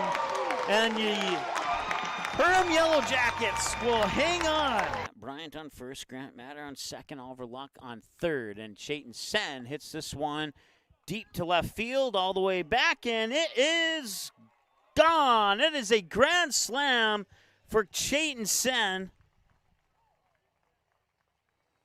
And Chayton Sen gets the Stars within striking distance of this game once again. And that one's hit well to right field. It might have the distance, and it's going back, and it's a solo home run for Easton Rarick. Hilbert will deliver pitch number 9, and that one's hit high and deep left field, going back, and it is gone. It is a second grand slam for the Stars. And it is now 13-12. As Easton Rarick with 2 home runs in this game, a solo shot on his last at-bat, and a grand slam here to pull the Stars within a run. 66 yards for the win in 30 seconds with 1 timeout. Hackle under center. Rolls to his left. Plants, fires, pass, complete. Near sideline, pitch and catch. Making the catch there is Josh Peterson, has the first down to the 49-yard line. That play took up 5 seconds. Receiver left, Hackle and shotgun. Ball at the 48. Hackle fires right side, complete. The hook and ladder. Richter to his feet. He could go. Richter to the house. Touchdown Jackets. Levi Richter on the Yellow Jackets lead with 13.8 seconds to go. Touchdown Jackets! What a play! And the Yellow Jackets lead! Woo! Holy crap! They'll charge that as an error. At least I believe they will, to the shortstop. Back to the top of the order, batting now, the shortstop, number 5. Brennan. So Berg scores. Clemenson to third. O'Lean to second on that error. Brennan Hammond 1 for 1, single into left field last time he was at the plate. Reset the count here for him. That one hit hard to left field. It's going deep, and it is gone! It is a grand slam for Brennan Hammond, and the West Fargo Patriots have busted this one open.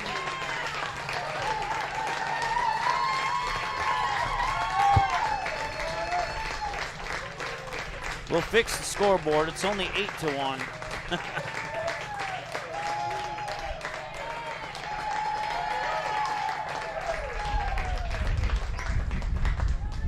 One ball, no strike here to Matt Mollick, who's 0 for 2. A fly out to left, a fly out to right. And it was actually Caleb Deere who caught that one, and now he might fly out to center. And he flies out to left. Trey Stocker makes the catch. The West Fargo Patriots are your 2022 Gopher Classic champions. Go to face Griffin Stahl in the double overtime period faceoff. That was really loud. I couldn't hear myself in my headphones there. And we're underway in double overtime. Tiffany Johnson at Healing Touch Chiropractic in West Fargo, and our friend Sean Carlson at Town and Country Credit Union. Shot from the point, ricochet, in, and it's going to go to the Packers, Dalton Bosser. He will score the goal, and he will go and celebrate with the fan section here. It ricocheted on its way to the net and kind of did a loop around Ryan Robeson. And the Packers win it in double overtime, 4-3. And the goal is going to go to Dalton Bosser. He had 2 assists on the night. Now he gets the game winner in double overtime. And that one is going to left field. It is gone. It is a grand slam. Andy Mock takes it to left, and he will touch them all.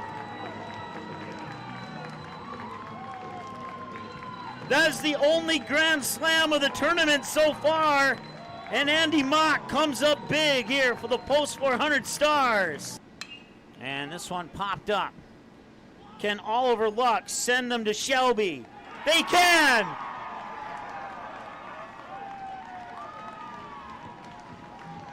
The Post 400 Stars will continue their season in North Carolina, and they will compete in the American Legion World Series with an 11-1 victory over Hopkins. Hi, it's Mike with Magnitude Sports. Hope you're doing well and hope you've enjoyed the broadcast so far. We have another game coming up in a few minutes from now, so don't go anywhere. We're going to stay live for that, but I wanted to take a moment to thank our current YouTube members. They become members by clicking the join button that's found next to the subscribe button on our YouTube channel. And it goes a long way to support the channel, keep Magnitude Sports on the air, and keep your favorite teams on Magnitude Sports. If that's something that you would like to consider doing, then we encourage you to click the join button, select one of the available plans, fill out the requested information, and presto, you're a member of Magnitude Sports. No questions asked, no long-term commitments, and you can cancel at any time. You don't even have to call or email us to cancel. It's just you and your laptop, you and your computer. The next game's coming up soon, and good luck to your team here on Magnitude Sports.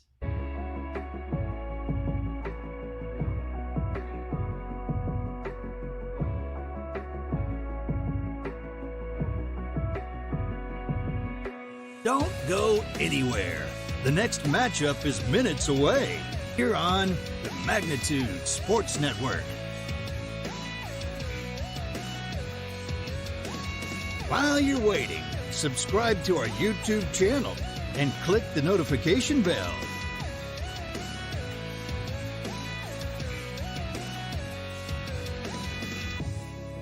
If you've enjoyed this broadcast, scan the QR code with your mobile device to give a one-time donation, or visit magnitudesn.com for our mailing address. You can also consider a monthly financial gift by clicking the Join button. Good sportsmanship. It will carry you further in life than sports. Growing up in North Dakota, I learned to respect my opponents, the coaches, and the officials. The values of fairness and teamwork carried me to the highest level in my sport and allowed me to live my dream of playing football in the NFL. It doesn't matter if you're on the stage, the playing field, or in the stands. We are all better when we show respect for others and practice good sportsmanship. Carry yourself with dignity. Being gracious makes the losses easier and the victories that much sweeter. So when the lights on the playing field, the stage, or the gym floor dim, you'll always have pride in yourself.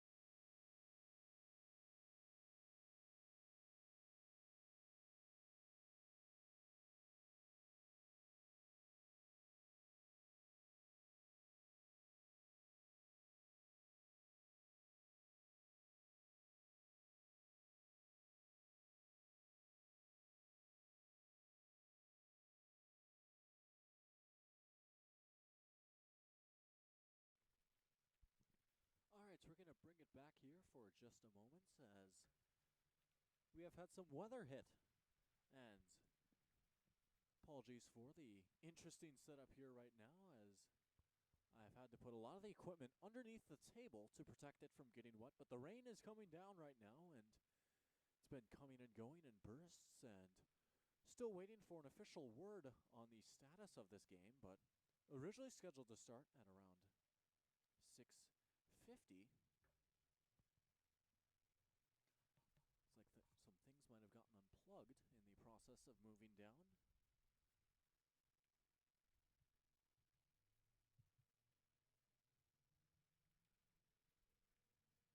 But we're going to take another break and hope to deliver another update on your status here shortly. So once again, in case you couldn't quite hear me clearly the first time, apologies about the interesting setup, the frozen picture right now. Actually, move the camera underneath the table. The rain is coming down right now pretty hard. We are in the middle of a weather delay, and I think there is some conversations about the status of this game. So we'll try and keep you posted. We're going to take another break and step back here. Rain coming through as the storms are upon us here in Grand Forks. Game 1, it was an 11-0 victory for West Fargo. Game 2, status up in the air. So we'll be right back as soon as we have more information. But for now, we'll take another brief break here on Magnitude Sports.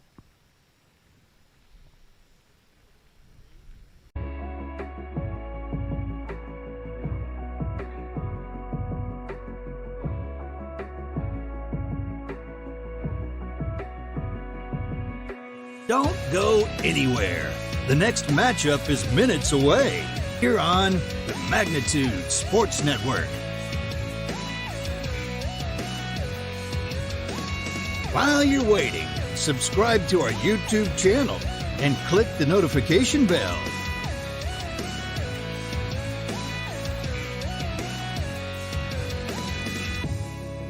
If you've enjoyed this broadcast, scan the QR code with your mobile device to give a one-time donation, or visit magnitudesn.com for our mailing address.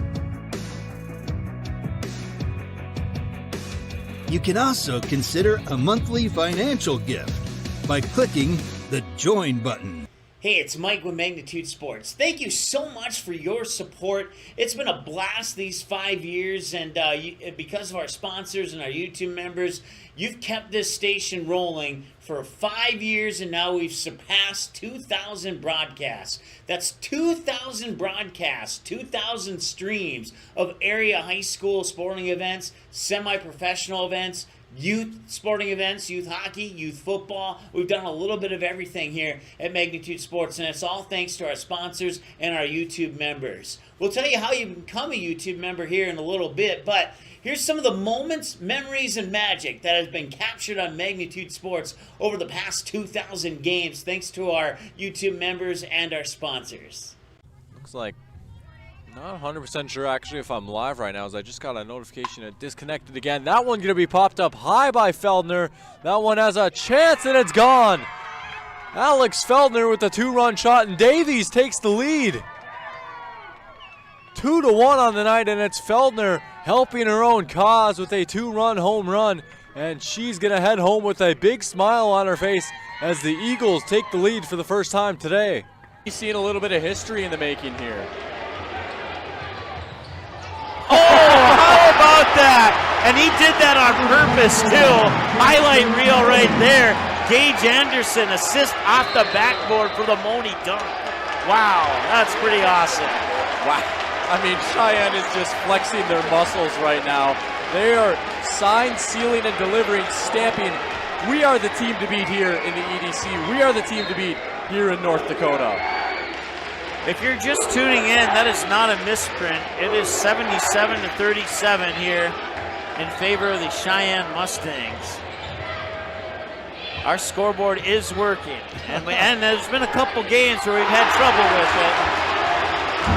Now it's 80-37. Jackson Money hits another one. Let's count them up here while we have the opportunity. 1, 2, 3, 4, 5, 6, 7, 8, 9, 10, 11, 12, 13, 14 three-pointers for the Mustangs here in this contest. And we still got just shy of 7 minutes to go here. Here's Claybo getting some screens. Working around nicely on the perimeter. Here's Davis now. Latrell Davis taking it inside. Latrell Davis with the dunk and one. The Wright brothers may have been the first men to fly, but Latrell Davis has perfected flight. Absolutely unbelievable. And a chance for one more at the line. That is a grown man dunk right there. How about that? Wow. Here's Bainbridge. Lost the ball and a chance for... At the buzzer, he scored! Zach Bregman on the layup! Off the turnover! And what a way for Barnesville to walk it off!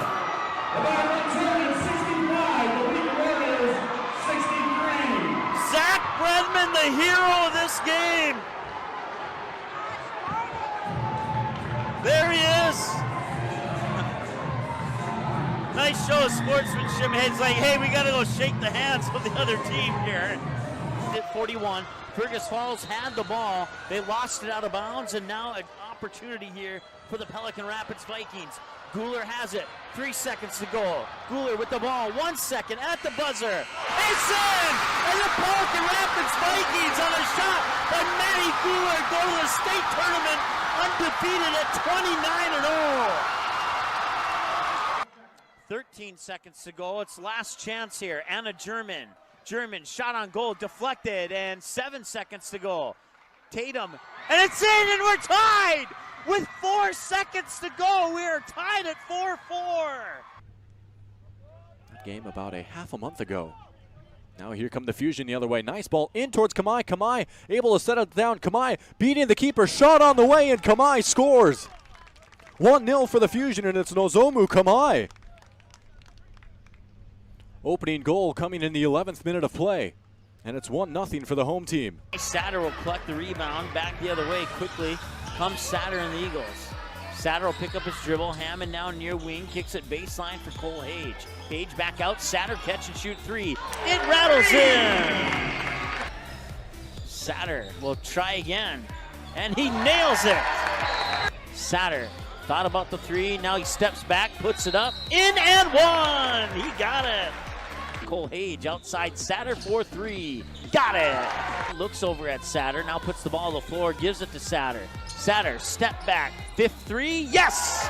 5 threes for Ty Satter. He has 15 points, all from behind the arc. Satter for another three. You betcha. He got it. Satter for 3. Satter will try again. Top of the key. He got it. He's got 7 threes. Satter. 3, number 8. It's in. 3. Ty Satter. He had 7 in the first half. That's his first of the second half. Hage. Satter. Free throw. 3. Number 9. He got it. Ty Satter. Well, it looked like a free throw. At least he made it look like that. Satter for 3, number 10. He got it. 10 threes, 30 points from behind the line. He has 32 on the night. 3 for Ty Satter. Well, let's just see how many he can get here. Ty Satter wants the ball. He's going to maybe tee it up for 11 3. He got it. 11 3-pointers for Ty Satter. It's unbelievable. 35 points for Satter, and it's 75-37. Grayson Hammond, now Van Dam wants to drive in, kicks it out, Bitts, now Hammond in the corner. Hammond will drive baseline. Outside Satter. Step back 3, number 12. He got it! For Satter. 7 in the first half and 5 so far here in the second half. Satter will head to the bench. Ty Satter has set a new Davies Eagles single-game 3-point record with 12 3-pointers. That's pretty awesome. I will admit, that is pretty awesome. Congratulations, Ty Satter. count will go to a ball and no strikes on Cole Hage. Hage at first base with some pretty good pop in his bat for a number 2 guy in the lineup. And he'll turn things around and bat from the right side. Hoganson out of the wind, delivers 1-0. Curveball blasted to left field and deep. Back after it, Carolyn at the wall, it's gone. Cole Hage with a solo home run on the second pitch he sees, and Post 2 will take a 1-0 lead. We had just mentioned that Hage has some pop in his bat for a number 2 guy, and he got a fastball up belt high and just unloaded upon it. He was looking for that pitch, he got it, and all left fielder Zach Carolyn could do was take a couple of steps, look up, and watch it fly over the wall. 1-0 lead for Fargo Post 2 after their second hitter of the game. Kick coming from midfield here. Du Bois, the junior defenseman, will put the right leg on it and send it up right over the head of the goal scorer Kramer. The Packers will try and clear it. Mustangs touch up on it. And a little bit of pushing and shoving there. No call. And now Bukestad will get around the defender. Bukestad with the left foot over the head of Pyle into the back of the net. And it's 2-0 Mustangs. First round EDC tournament game between the Mustangs and the Knights. Coming away with it here is Bukestad. Bukestad over! Pyle had her hands on it and it slipped through. And Bukestad scores her second goal of the game. We'll toss it in. Right inside the near corner here. Monger touches up on it, gets it to Bukestad with a shot, and it's into the goal! Bukestad sneaks it into the near post, and it's 4-0 Mustangs.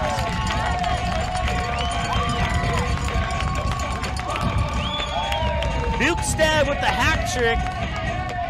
And she's had a great night tonight. That's a Maya Bukestad hat trick. 20 minutes into the ball game now, and a 3-0 lead for Woodbury. And that one is going up, going back, and it is gone. It is a 3-run home run for Caleb Deere. And this game is tied.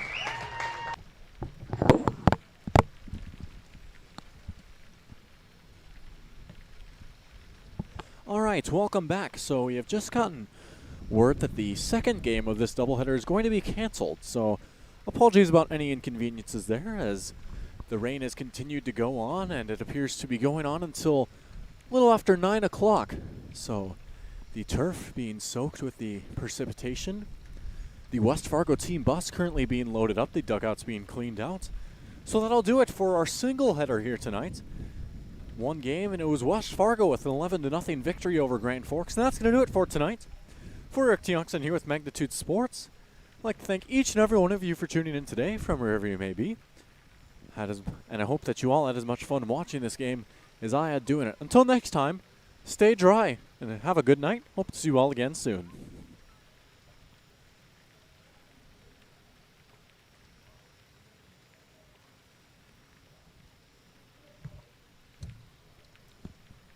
Proceeding has been a presentation of the Magnitude Sports Network. Don't forget to subscribe, click the bell, and visit our website at magnitudesn.com for a schedule of our upcoming broadcasts.